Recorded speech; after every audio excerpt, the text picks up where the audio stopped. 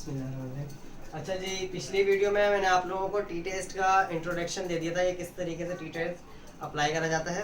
अच्छा, इस वीडियो में मैं आप लोगों को टी टेस्ट अप्लाई करना बताऊंगा, किस तरीके से मतलब अप्लाई करेंगे हम लोग। तो टी टेस्ट, अच्छा इससे पहले एक चीज़ और देख लें कि अगर हमारे पास स्टैंडर्ड डेविएशन निकालना है हमें और जल्दी निकालना है हमें, तो कैलकुलेटर से किस तरीके से कैलकुलेट करा जाता है स्टैंडर्ड डेविएशन, वो देख लेते हैं। तो अगर आपके पास सिंपल साइंटिफिक कैलकुलेटर है तो उसके अंदर आप लोग बिल्कुल इसी तरीके से निकाल सकते हैं जिस तरीके से मैंने यहाँ पर लिखा है। सबसे पहले यहाँ पर एक मोड का ऑप्शन होता है ऑन के बटन के बराबर में, वो आप लोग दबाएंगे, ठीक है। उसके बाद तीसरे नंबर पर, ज़्यादातर तीसरे नंबर पर ही नॉर्मल कैलकुलेटर में स्टेट्स लिखा हुआ होता है, वहाँ पर आप स्टेट्स में जाएंगे। स्टेट्स में जाने के बाद अगर वहाँ पर स्टेट्स नहीं लिखा हुआ हुआ तो आप कोई दूसरे नंबर पे जहाँ पर स्टेट्स लिखा हुआ STAT स्टेट, तो वहीं पर ही आप लोग उसको दबा देंगे, ठीक है। उसके बाद यहाँ पर 1 नंबर पर आएगा कि 1 नंबर दबाएं और 1 माइनस का VAR वेरिएंस, ठीक है, 1 माइनस का वेरिएंस आ जाएगा, ठीक है। उसके बाद हमारे पास वो आ जाएगा कि डेटा पुट करें। यहाँ पर डेटा पुट करने के बाद आप लोग दबा देंगे AC वाला बटन, जो नॉर्मल तौर पर सबको काटने के लिए होता है, ठीक है, वाला बटन दबा देंगे तो 0 आ जाएगा, सही है। उसके बाद आप शिफ्ट +1 दोनों मतलब एक साथ दबाएंगे, शिफ्ट और +1 का बटन दोनों एक साथ दबाएंगे जब डेटा पूरा क्लियर हो जाएगा उसके बाद, ठीक है। शिफ्ट और 1 दबाने के बाद हमारे पास 4 पे आएगा कि वेरिएंस, VAR वेरिएंस, ठीक है, 4 पे वेरिएंस आ जाएगा, सही है। अगर आप लोगों को स्टैंडर्ड डेविएशन चाहिए तो 4 दबाओगे, सही है, और अगर आप लोगों को मीन चाहिए तो 2 दबा दोगे, दोनों चीजें आ जाएंगी। अच्छा, 4 दबाने के बाद स्टैंडर्ड डेविएशन मालूम करने के बाद दोबारा AC दबाकर और दोबारा मीन मालूम कर सकते हैं, या मीन मालूम करने के बाद AC दबाकर शिफ्ट दबाकर +1 दबाओगे, फिर 4 दबाकर वेरिएंस दबाओगे, 4 दबाओगे तो वेरिएंस आ जाएगा, उसके बाद फिर स्टैंडर्ड डेविएशन मालूम कर सकते हैं, ठीक है। तो अब जरा इसको टी टेस्ट को करते हैं अप्लाई। अच्छा, अब हमारे पास एक ऐसी इंडस्ट्री है जिसने एक नया मेथड अप्लाई करने के लिए एक नया मेथड बनाया है। तो वो एक टेट्रापैक जूस की इंडस्ट्री है जो मालूम करना चाहती है कॉपर की कंसंट्रेशन, सही है, कॉपर की कंसंट्रेशन मालूम करना चाहती है एक टेट्रापैक जूस के अंदर एक इंडस्ट्री। तो वो किस तरीके से हम लोग स्टैटिस्टिक्स का यूज करते हुए हम लोग केमिस्ट्री के अंदर मालूम कर पाएंगे, ये देखते हैं। सबसे पहले हमारे पास एक डेटा दिया हुआ है, डेटा है 38.9 और 37.4 और 37.1, तमाम चीजें हमारे पास ppm में है। कंसंट्रेशन है ये किस चीज की, कॉपर की, सही है। +1 में भी हो सकता है, +2 में भी हो सकता है, ठीक है। ये अब हमें बताया हुआ नहीं है कि +1 में कॉपर है या +2 में कॉपर। अच्छा, इसके अलावा हमारे पास एक मीन वैल्यू दी हुई है जो है हमारे पास 38.9 ppm, सही है। अच्छा, याद रखें कि ये वाला टी टेस्ट जब अप्लाई होता है जब एक रेफरेंस वैल्यू यानी कि एक मीन वैल्यू हो, एक रेफरेंस वैल्यू यानी कि एक ट्रू वैल्यू हो और हमारे पास एक मीन वैल्यू हो, ठीक है, तब ये वाला टी टेस्ट अप्लाई होता है। वरना अगर हम लोग दूसरा टी टेस्ट अप्लाई करना चाहते हैं तो वो जब होता है जब 2 डेटा हमारे पास हो, जो दो डेटा होंगे तो 2 मीन होंगे, 2 मीन होंगे तो इसका मतलब वो वाला टी टेस्ट लगेगा जो पेयर टी टेस्ट कहलाता है, ठीक है।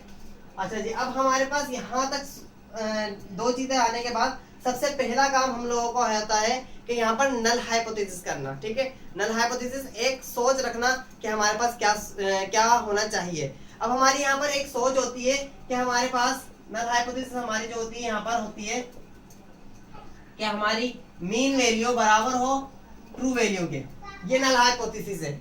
अगर ये एक्सेप्ट होती है तो हम इस मेथड को एक्सेप्ट करेंगे, अगर ये रिजेक्ट होती है तो हम इस मेथड को रिजेक्ट कर देंगे, ठीक है। अब यहाँ पर टी कैलकुलेटेड फाइंड करते हैं। तो टी कैलकुलेटेड का फार्मूला मैंने आप लोगों को पिछली वीडियो में बता दिया था। अच्छा जी, नंबर ऑफ रेप्लिकेट्स यहाँ पर कितने हैं, मतलब कितनी दफा इसको परफॉर्म करा गया है, तो इसको परफॉर्म करा गया है 3 मरतबा, ठीक है, 3 कंसंट्रेशन आएंगे, इसका मतलब 3 नंबर ऑफ रेप्लिकेट्स हैं। अच्छा जी, स्टैंडर्ड डेविएशन हमारे पास यहाँ पर हम लोग इसी मेथड से हम लोग स्टैंडर्ड डेविएशन मालूम करेंगे इस वाली वैल्यू का।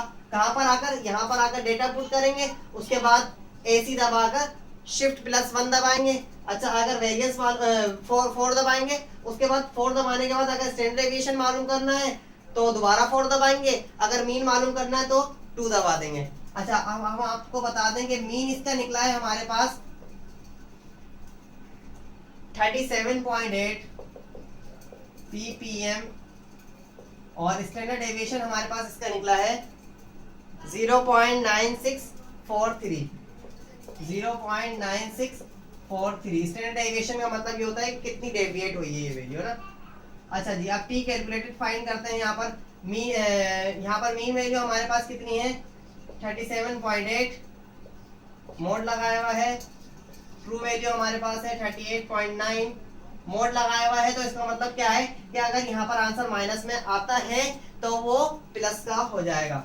3 हमारे पास नंबर ऑफ रेप्लिकेट्स हैं, डिवाइडेड बाय हमारे पास स्टैंडर्ड डेविएशन दिया हुआ है 0.9 निकाला है हम लोगों ने 0.9643। ठीक है, यहाँ तक समझ में आना बहुत इजी था क्योंकि यहाँ पर हम लोगों ने वही वैल्यू पुट कर दी है जो हम लोगों ने पीछे निकाली नहीं।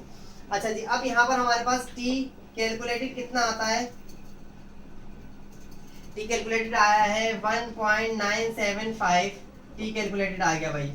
अब टी टेबलेटेड किस तरीके से निकालेंगे, जिस तरीके से मैंने आप लोगों को बताया था कि एक टी टेबल हम लोगों को इंटरनेशनल लेवल पर एक स्टेटिस्टिक के सब्जेक्ट ने हमें दिया है जो इंटरनेशनल लेवल पर है कि यहाँ अगर आप निकालोगे तब भी वही वैल्यू होगी टी टेबल के अंदर, सही है, और अगर आप अमेरिका में जाकर निकालोगे तब भी वही वैल्यू होगी, इंडिया में जाकर निकालोगे तब भी वही वैल्यू होगी। अच्छा, अब हम इसमें कुछ कंडीशन लगाते हैं। क्या कंडीशन है हमारी कंडीशन है कि हमें 95% पर चाहिए, ठीक है, हम 95% कॉन्फिडेंस होना चाहिए हमारा कि भाई ये जो है हमारे पास वैल्यू यही आई है, कैलकुलेटेड इतना आया है और टेबलेटेड इतना आया है, हम 95% श्योर होने चाहिए। उसके बाद हमारे पास एक डिग्री ऑफ फ्रीडम था। अब डिग्री ऑफ फ्रीडम था तो यहाँ पर डिग्री ऑफ फ्रीडम कितना निकलेगा, 2 निकलेगा। क्यों? क्योंकि डिग्री ऑफ फ्रीडम का फार्मूला आता है n माइनस का 1। n कितने हैं हमारे पास, 3 माइनस का 1 कितना हो गया, 2। डिग्री ऑफ फ्रीडम हमारे पास 2 निकल गया। अच्छा जी, अब टेबल की वैल्यू देख लें, टेबल की वैल्यू कितनी है, इस तरफ लिख देता हूँ, ठीक है। टेबल की वैल्यू आई है हमारे पास जो हम लोगों ने टेबल से निकाली है 4.30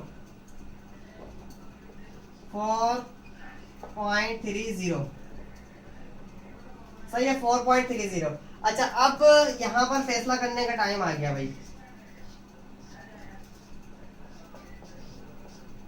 टेबलेटेड बड़ा है और कैलकुलेटेड छोटा है। अच्छा जी, अब यहाँ पर फैसला करने का टाइम आ गया। टेबलेटेड बड़ा है, कैलकुलेटेड छोटा है, तो आप फैसला किस तरीके से करेंगे, फैसला इस तरीके से करेंगे कि भाई अगर हमारे पास टेबलेटेड बड़ा होगा और कैलकुलेटेड छोटा होगा तो हम लोग इसको एक्सेप्ट कर लेंगे, नल हाइपोथेसिस को एक्सेप्ट कर लेंगे और हम ये कर देंगे कि भाई ये जो मेथड हम लोगों ने बनाया है, जो हमारे पास कंसंट्रेशन आ रही है, ये जो मेथड हम लोगों ने बनाया है ये एक्सेप्ट है और ये एनालाइज जो है वो काम कर जाएगा, ये एनालाइज करने में काम कर जाएगा, कॉपर को एनालाइज करने में ये वाला मेथड काम करेगा। क्यों? क्योंकि हमारे पास टेबलेटेड की वैल्यू बड़ी आई है। टेबलेटेड कहता है कि अगर ज्यादा इसके अंदर चांसेस होंगे तब भी ये कर सकता है काम। क्यों? क्योंकि 4.30 तक इसके अंदर चांसेस है, हमारे पास 1.9 आई है, ठीक है, तो इसका मतलब ज्यादा चांसेस हैं अभी हमारे पास।